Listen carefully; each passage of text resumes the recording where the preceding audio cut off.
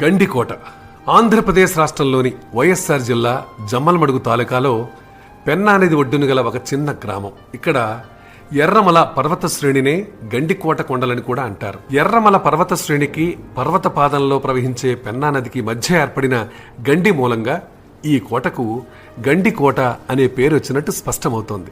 ఈ ఇరుకు లోయల్లో నది వెడల్పు 300 అడుగులకు మించదు. ఇక్కడి లోయ యొక్క సుందర దృశ్యం వర్ణనాతీతం అనుకోండి.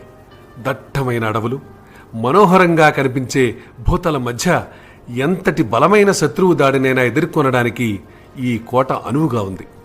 చుట్టూ కూడా లోతైన లోయలతో, ఎర్రటి గ్రానైట్ శిలలతో ఏర్పడిన దుర్భేద్యమైన కొండలతో, 300 అడుగుల దిగువన పడమటి ఉత్తర దిశలలో ప్రవహించే పెన్నా నదితో కోట లోపలి వారికి బలమైన సహజ సిద్ధమైన రక్షణ కవచం ఏర్పడింది ఈ కోట మూలంగా.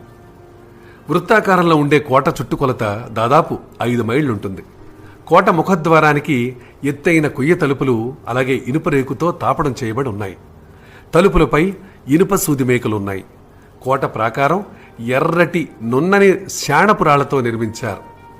కొండరాతిపై పునాదులు లేకుండా గోడలు నిర్మించారు. ఈ గోడలు 10 నుంచి 13 మీటర్లు ఎత్తున్నాయి. చతురస్రాకారంలోనూ దీర్ఘ చతురస్రాకారంలోనూ 40 బురుజులున్నాయి. గోడ పైభాగాన సైనికుల సంచారం కోసం 5 మీటర్ల వెడల్పుతో ఒక బాట ఉంటుంది. కోట అంతర్భాగంలో మాధవరాయ, రంగనాథ ఆలయాలున్నాయి. ముస్లిం నవాబుల కాలంలో ఈ ఆలయాలను ధ్వంసం చేశారు. అప్పటి శిథిల శిల్పాలు ఇప్పటికీ దర్శనమిస్తాయి.